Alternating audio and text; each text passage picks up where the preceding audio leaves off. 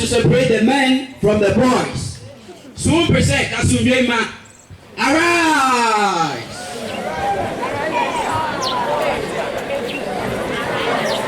Madam Chairperson, panel of judges, Director of Amnesty International Ghana, co-debaters, colleagues, students, ladies and gentlemen, I salute you all.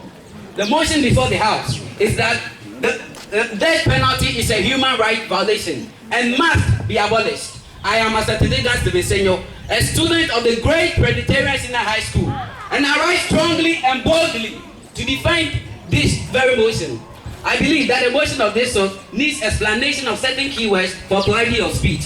In the first place, the International Student Edition of the Macmillan English Dictionary for Advanced Learners defines the death penalty as a legal punishment by way of death given to an individual for a serious crime. The same dictionary continues to define violation as an action that is in opposition to a law, a principle, or an agreement. Also, human rights are rights that are entitled to human beings by virtue of them being human. And then to abolish is to get rid of a practice in law. Mr. Chairman, I believe my friends on the other side may stand here to tell us that the death penalty is good because it helps to eliminate social misfits in the Bible. They might also say that those that don't respect the rights of others, their rights should also not be taken. But I'd like to throw light on the point of the Bible. The Bible says, "Thou shalt not kill." That is what the Bible says. And so no matter what someone does, you are not supposed to take the life of any person because life is given by God. Mr. Chairman, Madam Chairperson, the first point I'd like to put forward before the House is that the death penalty is an infringement upon the right to life. This in the sense that the Universal Declaration of Human Rights that is forwarded by the United Nations General Assembly says that Article 4 that no one's life should be taken, as well as the Constitution of Ghana. Article 13 says we all have right to life. No criminal. Every criminal also has the right to life. That doesn't mean that if somebody is a criminal or commits an offense, he does not have the right. I want to stand here to say that criminals also have their right. Right?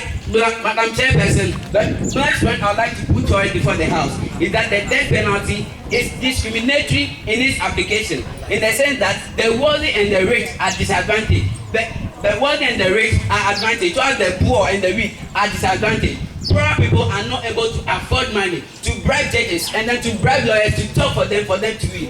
And as such, the poor people are always found executed in our society. How many occasions have we had rich and poor people being killed? As a matter of fact, I have a document by a Guinean man who was murdered. He has this to tell the whole house. Let's listen. He says, "I was arrested for armed robbery and murder. I was caught and asked to confess the murder, but I didn't kill anyone. I stayed at the police station for 3 months. I didn't have a lawyer at the trial because it was too expensive. I have been asked whether it was true that I committed the murder. I said no. It's a friend who fled who did the murder. Then they just said, since it's your friend, you must face the consequences." Our people, is this trial fair? It is surely not fair because the person does not have money to bribe the judges and then to hire lawyers to speak for them. These people are found disadvantaged. This shows the incompetency of the death penalty on people. My next point, therefore, Mr. Chairman, is that the death penalty goes against religious and human values common to all traditions. We are all aware of the virtues of forgiveness, mercy, and compassion. Don't you have these values? Even our own teachers forgive us when we go wrong. Why can't we ourselves forgive ourselves?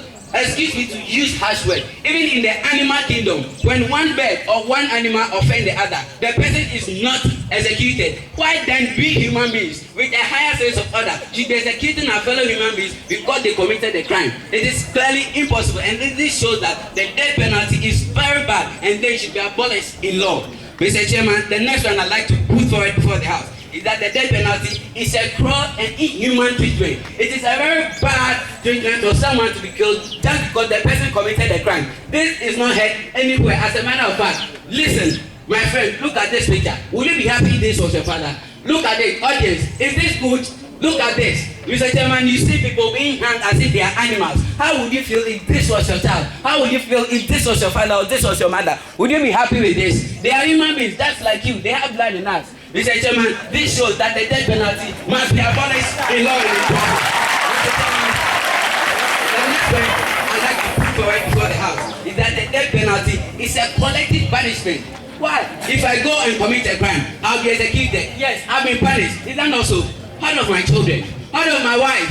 How of my family members? They will also be suffering. In this case, the school, if the person has school children being created for, the children have to drop out of school, and this causes the high rate of armed robbery, prostitution, fraud, and others in the society. That want to tell the house, therefore, that the death penalty do not only affect the person executed, but the whole society gets involved, because people who have the human resource to work for the development of our country are executed. How then can we say that the death penalty is good? I believe it must be abolished. My next point is, Chairman, is that it is only God that is the giver of life.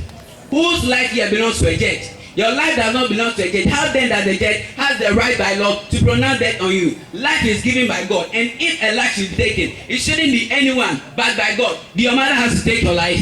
That the judge has to take your life? Impossibly no, not even the law, because our life belongs to God. And even if someone is offended, it is God that has to take the person's life, not our law. Is this what we call law? Are not law meant to protect us? How then to enforce a law that always kills us and then reduces us to nothing? My next point is, Chairman, is that it is not the criminal's fault for what they are doing. Society is to blame for the practices in the society. Look at what is happening. There are no jobs, and so if I don't have money and they go and steal, they catch me and then they kill me. Is this fair? If the government have provided jobs for me to do, how will I go and kill somebody, and then how will I go and involve myself in criminal activities for me to get blamed?